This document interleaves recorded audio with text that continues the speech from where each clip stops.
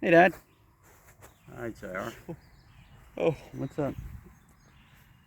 Oh, hold on a sec. Just in love with you. All right, so we were just Kalen. I had the deposit there. Kalen had a beetle on Maybe him. that was your mother. Well, think about it. It's a beetle. Oh no, it's a beetle. Oh my God, we killed a beetle on Well, our he's not anniversary. dead. I didn't kill him. I just knocked him off. Yeah. So we're gonna name this one John. Okay. Hey, John. Um, All right, you go stand back where you were, Dad. So Kayla notified me there was a beetle on him. And what's the significance of the beetle on Kalen? Well, I'll show you the significance. she's a big fan of the Beatles. That's why. Because this is the 25th anniversary of Mom's death. And here we are, and there are flowers. 25 years later. I'm sitting on my grandparents' headstone. So I'm sitting here with my dad, with my mom, with my son, and with John the Beetle. John, where'd you go? He was there. Oh, there he is. Yeah. I think he flew away. Well, I guess he's free as a bird now. So, free as a beetle. Where you going? Yeah. You got to tell us stories. Go back. Stories? Yeah. Well, I walked into the school. No, you've told that story 100 times. Okay. What else do you want to know? Why don't you tell us? We're down in Key Largo, New Year's Eve. Why don't you tell us who's calling? Oh, just hang on, it's Doris. Yeah, of course it's Doris, because it's the best moment in time. Yeah, it is. You see how these things work? It's really neat. How are you? Sorry? How are you? I'm good. How are you? Hey, Mom, that's Doris. What do you think? Good. What do you think? No, we're just down here at Michelle's grave. We decided to come a little early, you know. So we're just kind of Where are you at? down at the grave. Next thing you know, a cloud's going to develop over Dad's head on this beautiful cloudless day Grave. and start raining on him. Hello? Sorry, I can't hear you. You broke up on me. At the grave. See this QR code, folks? Grave. It's no good. We put the wrong video up, so I made it private. We came early. So it's been sitting on there for like almost a full year, and we didn't want people watching that one. So Yeah, okay. we're sure. putting a new QR code up probably next week. Okay. We want it up in time for Jackie, so it's going to be a special little 25-minute video I made last August, right before we put the wrong one up. How's Doris? That's fine. She just wanted to be part of the moment, eh? Well, she didn't know we were coming this early. She's on her way back from Tignish. Oh, she didn't even visit last night. Okay, anyway, so somebody decided to bring flowers. It wasn't us. And that's really nice. I mean, it's not every year you see people leaving flowers on the grave. If we had to guess, my guess would be Stuart and Hester. But who knows? It could have been Pam. Alec's not here yet, so, and I don't think Alec would do that. The flowers were early, though, as you can tell. Some of them are kind of droopy, so I would suspect whoever put them there might have thought the 20th was the day. It was the 25th, but still, it's really nice to see Mom remembered 25 years later. Not everyone knows where she's buried either, so it kind of limits how many people would have done it. But more importantly, if you can tell in the grave here, here I'll zoom up a bit so you can see. Somebody bent over backwards cleaning the grave, like the headstone. You could almost not read it last year, and Alec fixed it. Like, it looked a lot better. But this looks even better than Alex's job. Like you can see a reflection of yourself on the headstone. It looks like somebody waxed it almost. So I don't know. You would think the person who delivered the flowers also cleaned the headstone, but could be wrong. Another theory is Mike Doyle. He was just buried down the row there, so hopefully we get down to the bottom of it. But you know, over the years, people always left flowers, and we never questioned who it was. It's nice to see them 25 years later, because that's a long time after somebody's passed, and it means a lot to us, the remaining Goffs here, to see that Mom's in other people's hearts. So, yeah. So we're a little early. We usually come right around the minute she died. We came around 3 o'clock today. Oopsie. All right, Mom. We love you. We're going to go talk to Mama and Bob really, really quick. And I got to show people the headstone here. We should do something nice with lights. I think that would be cool. So look at this headstone here. Look how pretty it is. What you're probably wondering, Kaylin, why it's such a big deal. Well, these things get dirty and messy, and then you can't read them. And then they actually, like the whatever gets on the grave actually makes it so it can't be cleaned eventually, and then nobody knows whose grave it is. It'd be nice to have the graves set so that people can read them 200 years from now, instead of being like, unreadable. But this one's even cleaner than Mom's. Butterfly there. Where?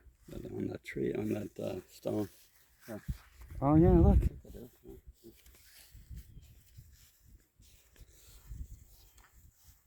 Butterfly? Oh, it's a feather. Yeah, it's a feather. Okay.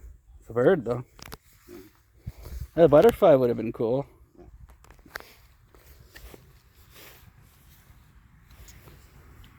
Yeah, so this one looks even nicer. It's not that they didn't do a good job on Mom's, but this one I think was a nicer headstone to begin with. You know the guys that were killed last week in that accident over in New Brunswick? There's one of them right there. No way. Yeah. Michael Hugh McKenzie. Yeah. Oh geez, Mom and Ma Bob, your neighbors here in the graveyard were Paramedic. there were paramedics that were killed in a car accident over near Port Elgin Last week.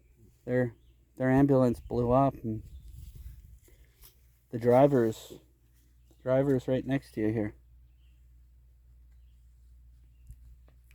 Ironically, I was in an ambulance 10 days ago. Ambulance. Yeah. I almost joined you guys. Not really, but I thought I was. Those flowers are probably... You don't think somebody came here to see them and then left the flowers there? Probably not. Those look like they're special for there. They're different flowers. Yeah. No, I don't think so. But they look roughly the same age. Jeez. So, yeah, it could have been on the 20th. Weird that there's still a plot available.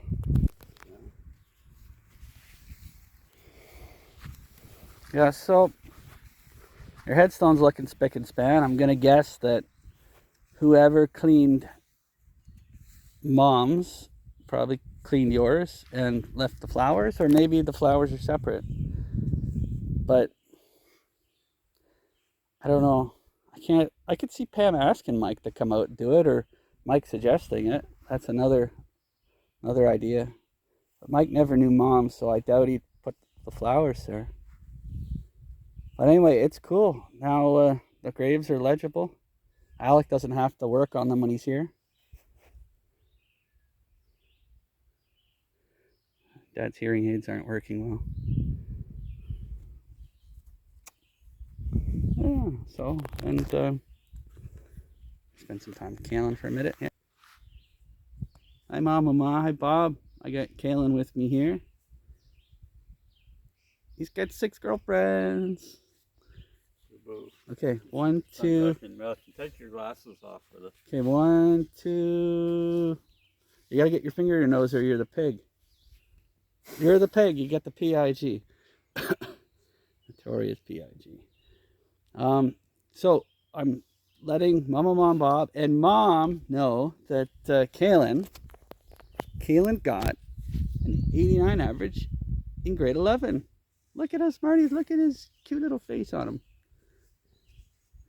He's so smart, like his dad. An 89, he beats his dad's 87. Isn't that neat? What else can we say about you, Kaylin? He's doing well at soccer. Yeah. He likes his dad's videos. And he doesn't have a girlfriend yet, but he's learning to drive a car. Okay, he doesn't want to be part of this anymore. He's learning to drive a car. He's driving my SUV. And he's learning reversing. He's going to get his beginners this fall. Isn't that cool? It's your great-grandson, Kaylin. Mama, I thought I would let you know. Hey, I have another theory, actually. I have a theory. Do you want to hear it?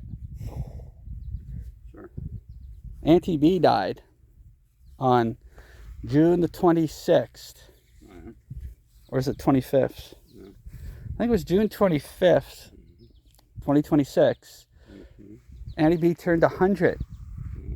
She was 100 and a month old. Yeah. So it's crazy to think your peer lived this long. Kaylin was almost 17. Yeah, and Auntie B was here. So my theory is Joyce got a hold of Pam about Auntie B, and maybe because that happened, Pam That's good. could have come to the grave and thought and felt better about things. That's a good guess. Because if Joyce reached out to Pam, there might have been some mending. It set off a trigger a chain of events. Auntie B's death, yeah. Quite possible. Yeah. Anyway, we were all excited. We almost sent a letter. We just didn't get around to it. But we thought it'd be really cool to let her know that we knew she turned 100. I have Auntie B's birth certificate at the house because I have all of your old photo albums and letters, Mama, and Bob. I've got all sorts of, like, Stephanie's first employment job receipts and information. I have some of Alex's information, Mom's. I don't have much of Pam's. Pam has most of her own things, but which is good. So we have a hard time getting a hold of Christopher, right? So we saw Christopher 2 years ago. We went to Florida. We told you this story, but what's really interesting is, like, we haven't talked to him since a month after he got home. He went back to being, Chris on his video games, not talking to anybody. So what we did is on Independence Day, I went online and ordered. So you can go on a computer and order food online. So I ordered him a pizza and sent it to his house. So we ordered him a pizza, sent it to his house, and he got himself a free pizza on Independence Day. And I wrote a little sticky note saying, "From your love your cousins JR and Jackie." And we never expected him to contact us or thank us, but we just wanted to let him know that we're still out there thinking about him. He is somebody we can contact. So we've been able to contact Chris. And of course, we were able to contact Auntie B. Jackie was able to message her a year or two ago at Christmas time. And Auntie B even wrote a letter telling us to have a nice life. She didn't have much more time. And we've been in contact with Alec. A year ago, we came to the graves here and, asked Bob to pull some magic. And next thing you know, Alec shows up. It's less than a week later. And hopefully, I don't know, it'd be nice if maybe Joyce and Pam had a nice interaction with each other, because it's hard living in a world where people don't get along or don't have anything to do with each other. Because, it's not like we're the leaders of the family or anything. You guys are the glue and it's all gone, but still would be nice to see people from time to time. And, we're all alive on the planet. It would be nice to just, spend a few hours, once a year or once every few years just catching up. The way we the way we used to with Uncle Paul after Jackie died. Jackie died, 2 weeks after Bob. Less than 10 days. Right after the memorial we had, like the party we had at our house for Bob, Jackie died like a day or two later.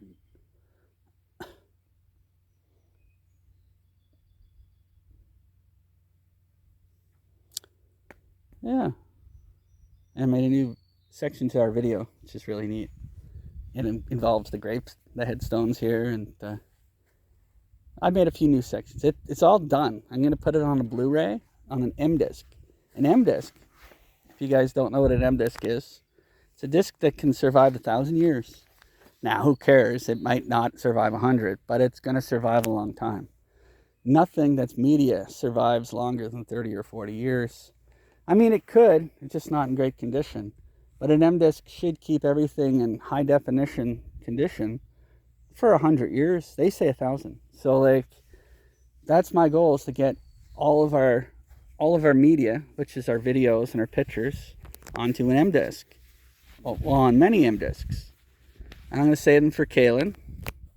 When Kalen gets older and has kids, he's going to, appreciate that I was... I'm going to go over and talk to Mom. You guys are right here. You can hear me anyway, right? You guys are going to be able to appreciate all the... well, not you guys, but our future family and people will appreciate how well we were able to preserve everything. Because not every family is going to preserve their stuff well. So, to me, it's really important. The three of you were like very special people, and everybody has special people in their life. Everyone has a special little thing. But what you guys had is, should have been recorded. It should be preserved so that future families could just see the unique, special quality of the family. And I'm not saying I don't have it, or Alec, but we're all have our separate lives now. You guys were the glue that kept this larger family together and made everything really special. And we all miss that. And we know it's gone. And we know we can't recreate it.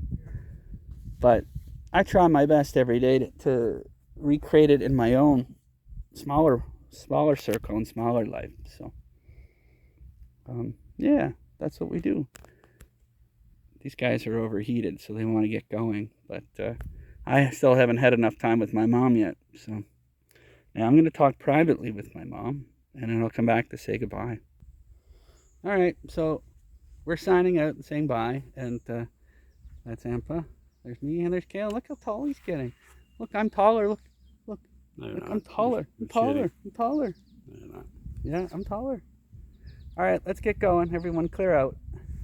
I'm sure. Bye. Bob and Pistol. You're still blocking Gray. Okay.